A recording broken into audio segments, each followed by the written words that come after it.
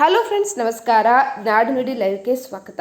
ಸ್ನೇಹಿತರೆ, ಇದೀಗ ತುಟ್ಟಿ ಭತ್ಯೆ ವಿಚಾರವಾಗಿ ಸರ್ಕಾರ ಹೊಸದಾದ ನಿಯಮವೊಂದನ್ನು ಜಾರಿ ಮಾಡಿದೆ.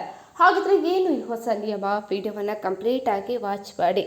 ತುಟ್ಟಿ ಭತ್ಯೆ ಮತ್ತು ತುಟ್ಟಿ ಪರಿಹಾರ ಹೆಚ್ಚಳ ಮಾಡುವ ವಿಚಾರದಲ್ಲಿ ರಾಜ್ಯ ಸರ್ಕಾರಗಳು ಸೇವೆಯಲ್ಲಿರುವಂತಹ ನೌಕರರು ಮತ್ತು ನಿವೃತ್ತಿ ಪೆನ್ಷನ್ಗಳ ನಡುವೆ ಯಾವುದೇ ತಾರತಮ್ಯ ಮಾಡುವಂತಿಲ್ಲ ಅಂತ ಹೇಳಿ ಸುಪ್ರೀಂ ಕೋರ್ಟ್ ಇದೀಗ ಐತಿಹಾಸಿಕ ತೀರ್ಪೊಂದನ್ನು ನೀಡಿದೆ.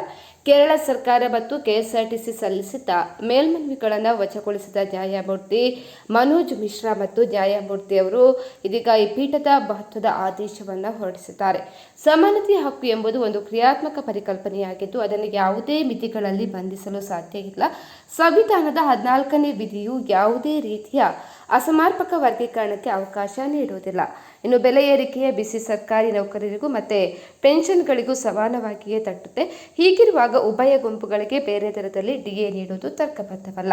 ಪಿಂಚಣಿ ಎಂಬುದು ಸರ್ಕಾರ ನೀಡುವ ಭಿಕ್ಷೆಯಲ್ಲ, ಅದು ಉದ್ಯೋಗಿಗಳ ಸಂವಿಧಾನಿಕ ಹಕ್ಕು. ಹಣದ ಕೊರತೆಯ ನೆಪೆ ಒಡ್ಡಿ ಹಿರಿಯ ನಾಗರಿಕರ ಹಕ್ಕನ್ನು ಕಸಿಯುವಂತಿಲ್ಲ ಅಂತ ಹೇಳಿದೆ. ಸುಪ್ರೀಂ ಕೋರ್ಟ್ನ ಈ ಸ್ಪಷ್ಟ ನಿಲುವಿನಿಂದಾಗಿ ಇನ್ನು ಮುಂದೆ ದೇಶದ ಯಾವುದೇ ರಾಜ್ಯ ಸರ್ಕಾರಗಳು ಪೆನ್ಷನ್ಗಳಿಗೆ ನೀಡುವ ತುಟ್ಟಿ ಭತ್ಯೆಯಲ್ಲಿ ಕಡಿತ ಮಾಡುವಂತಿಲ್ಲ ಅಥವಾ ನೌಕರರಿಗೆ ಹೋಲಿಸಿದರೆ ಕಡಿಮೆ ದರ ನಿಗದಿಪಡಿಸುವಂತಿಲ್ಲ. ಈ ನಿರ್ಧಾರವು ದೇಶದಾದ್ಯಂತ ಇರುವ ಲಕ್ಷಾಂತರ ನಿವೃತ್ತಿ ಸರ್ಕಾರಿ ನೌಕರರಿಗೆ ದೊಡ್ಡ ಮಟ್ಟದ ಆರ್ಥಿಕ ನೆಮ್ಮದಿಯನ್ನು ಕೂಡ ನೀಡಲಿದೆ.